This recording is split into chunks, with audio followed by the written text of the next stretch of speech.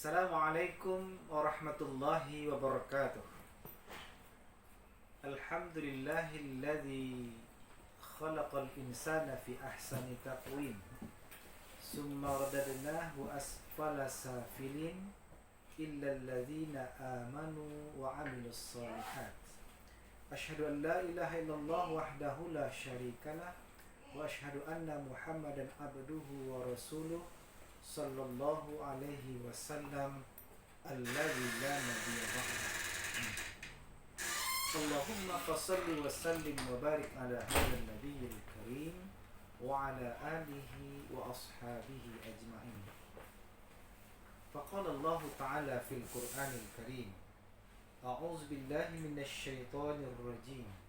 Bismillahirrahmanirrahim.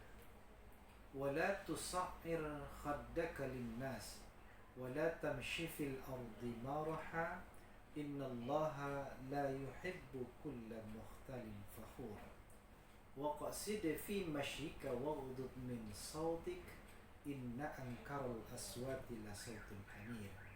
صدق الله العظيم. Surah Luqman ayat 18 dan 19. Para penonton dan pemirsa yang dirahmati Allah, seperti yang kita ketahui bahwa penciptaan manusia oleh Allah Subhanahu wa Ta'ala adalah dalam rangka berubudiyah. Allah katakan, wa ma khalaqtul jinna wal insa illa liya'buduni. Tidak aku ciptakan jin dan manusia kecuali untuk menyembah dan mengabdi kepadaku. Ayat ini sesungguhnya menyatakan bahwa kita diciptakan oleh Allah adalah melakukan pengabdian kepada Sang Khalik. Nah, dalam rangka kita berubudiyah kepada Allah, tentu tidak serta-merta kita berhubungan langsung dengan Allah. Dengan sesama makhluk juga seperti itu, kita dalam rangka juga beribadah kepada Allah.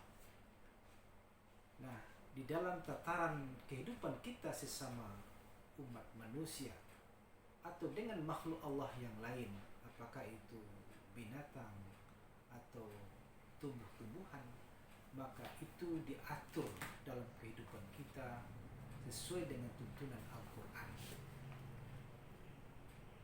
Nah, salah satu yang menjadi tolak ukur dari setiap pergaulan dan etika kita, maka inilah tugas pokok yang diemban oleh Rasulullah SAW. Apa tugas Rasulullah ketika beliau diutus menjadi nabi dan rasul? Kata Rasulullah, innama bu'istu liutammima makarimal akhlak, bahwa hanyalah aku diutus menjadi rasul untuk menyempurnakan akhlak atau budi pekerti manusia. Para penonton yang terhormat, nah, kita di dalam bergaul, sesungguhnya Islam sudah mengatur bagaimana kita bersikap, bertingkah laku, berbicara sesama manusia, sesama makhluk Allah. Nah, salah satu yang dibicarakan di dalam surah Luqman, yaitu nasihat Luqman kepada anak-anaknya, termasuk sampai kepada kita semua pada hari ini, bagaimana beretika. Kalau Profesor Dr. Haji Abdul Malik Karim Amarullah, atau yang kita kenal dengan Buya Hamka, beliau menyatakan ayat 18 dan 19 surah Luqman ini sebagai ayat menyatakan tentang bagaimana kita bersikap, sikap hidup manusia sesama manusia. Nah, di ayat ke-18 itu Allah berfirman, wala tusa'ir khaddaka linnas, dan janganlah kamu memalingkan wajahmu kepada manusia. Kalau kita terjemahkan, kita artikan sampaikan, janganlah kita membuang muka atau memalingkan wajah kita ketika bertemu dengan orang lain. Jangan membuang muka. Kalau ada orang yang seperti itu ketika bertemu, berpapasan, lalu dia membuang muka, maka bisa kita katakanlah orang seperti itu merasakan dirinya lebih hebat atau menganggap dirinya super, sehingga dia bersikap seperti itu, dia merasa lebih dari yang lain. Janganlah kamu membalikkan wajahmu kepada orang lain. Itu berarti bahwa kita di dalam bergaul, jangan sekali-kali meremehkan orang lain. Wajah kita ini adalah bagian dari seluruh tubuh yang kita miliki. Wajah itu adalah perwakilan dari ujung rambut ke ujung kaki. Disitulah kalau kita ingin melihat dan mengenal seseorang, maka pertama kali yang kita lihat itu adalah wajah, bukan anggota tubuh yang lain. Sehingga kalau dikatakan sekiranya tubuh kita ini telanjang bulat, tidak dilapisi oleh selembar benang pun, tetapi wajah kita tertutup, maka orang akan sulit mengenal. Katakanlah ketika ditemukan sesosok jenazah dalam keadaan tidak berpakaian, tetapi wajahnya sudah tidak jelas, maka orang sulit akan mengenal. Kecuali mungkin sudah dites menurut kesehatan, sudah dicek darahnya segala macam, baru orang kenal, oh ini tubuh siapa, ini siapa yang punya. Sebaliknya, kalau sekiranya tubuh kita ini tertutup seluruhnya kecuali wajah, maka orang akan mudah mengenal, oh ini ibu Wati contohnya, atau ibu, ya sangat gampang orang mengenal kalau wajah kita itu terbuka. Maka oleh karena itu, para pemirsa yang terhormat, usahakanlah tampilan wajah kita itu dengan wajah yang bersih. Karena memang itu adalah perwakilan. Wajah kita itu sesungguhnya menunjukkan apa yang ada di dalam batin kita. Nah, kepada Allah Sang Pencipta pun kita seperti itu. Salah satu doa iftitah yang mungkin kita baca adalah wajjahtu wajhiya lilladzi fataras samawati wal ardh. Aku hadapkan wajahku kepada wajah yang telah menghamparkan langit dan bumi. Itu pertanda memang bahwa wajah kita itu adalah perwakilan yang kita hadapkan kepada Allah. Contoh lain, ketika kita selesai berdoa, kita tampungkan tangan kita, lalu setelah doa berakhir, Subhana rabbika rabbil izzati amma yasifun wassalamun alal mursalin walhamdulillahi rabbil alamin. Maka secara otomatis kedua tangan kita ini kita usapkan ke wajah, bukan ke anggota tubuh yang lain. Tidak ada orang yang setelah berdoa kemudian mengusapkan tangannya ke perutnya, tetapi dia usapkan ke wajahnya. Itu pertanda bahwa memang wajah inilah perwakilan dari seluruh tubuh yang kita miliki. Nah, oleh karena itu sekali lagi, dalam berinteraksi, bersosial dengan sesama makhluk Allah, maka wajah itulah yang menjadi pertanda kita untuk kita tampilkan yang terbaik. Kita akan merasa senang kalau melihat wajah seseorang itu akan wajah yang berseri, sekalipun dia tidak cantik atau ganteng. Tapi ketika kita melihat wajah yang berseri itu, kita akan senang melihat. Maka apapun profesi kita, para pemirsa, tampilkanlah wajah itu dengan wajah yang berseri. Apakah sebagai seorang guru, tenaga pendidik di sekolah, di madrasah, maka tampilkanlah wajah yang penuh senyum. Meskipun saat-saat tertentu kita butuh ketegasan atau mungkin amarah, tetapi dalam hal-hal yang wajar, apalagi dalam memberikan pelajaran kepada anak-anak murid atau mahasiswa, maka wajah ini yang perlu kita berikan yang terbaik. Di sisi lain, seorang mahasiswa, seorang murid, siswa juga akan merasa senang kalau gurunya, dosennya memberikan pelajaran dengan tampilan wajah yang menarik, yang berseri, penuh senyum.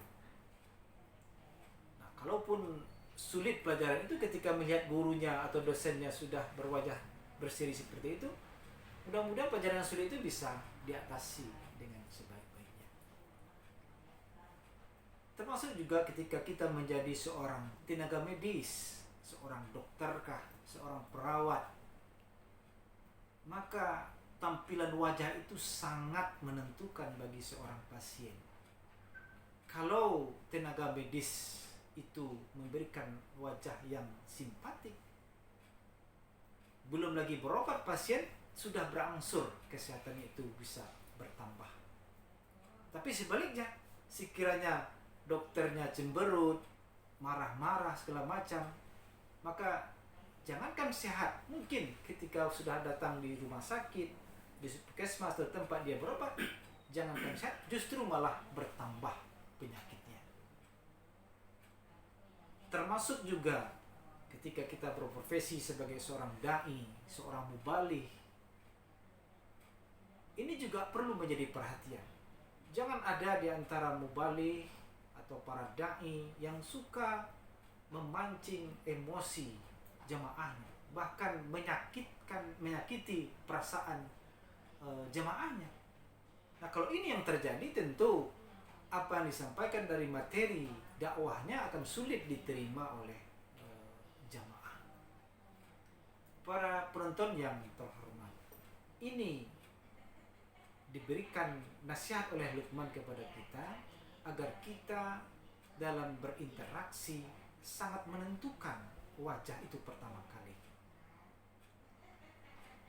Selanjutnya yang kedua, di dalam surah Luqman ini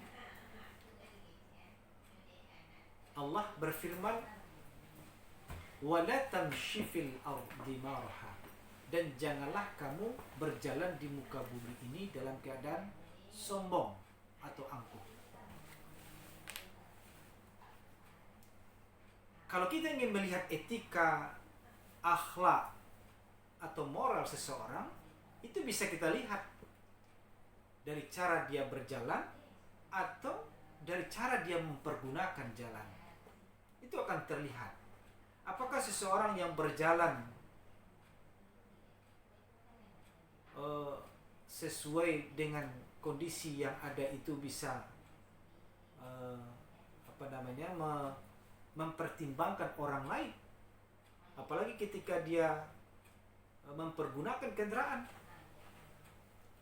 Katakanlah ketika kita menaiki motor atau mengendarai mobil, apakah kita tidak mempertimbangkan kebutuhan orang lain dalam berjalan itu di jalan raya?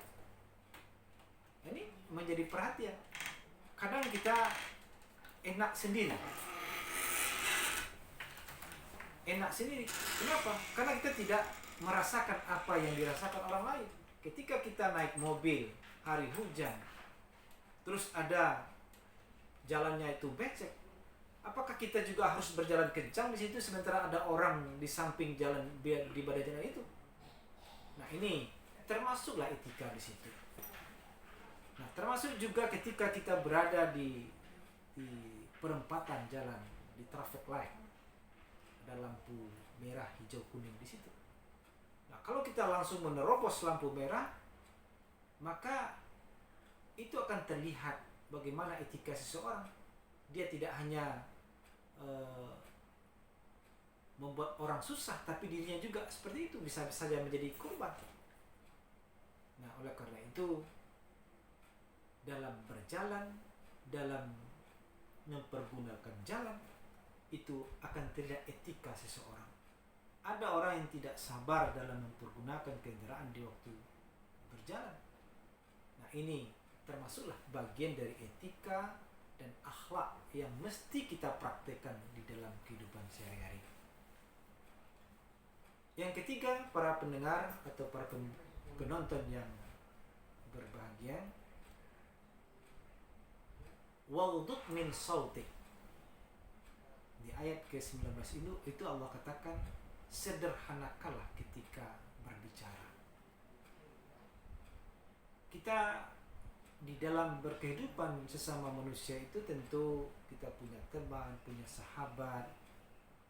Maka itu pun akan terlihat etika kita waktu berbicara. Apakah ketika kita berkumpul dengan kawan-kawan,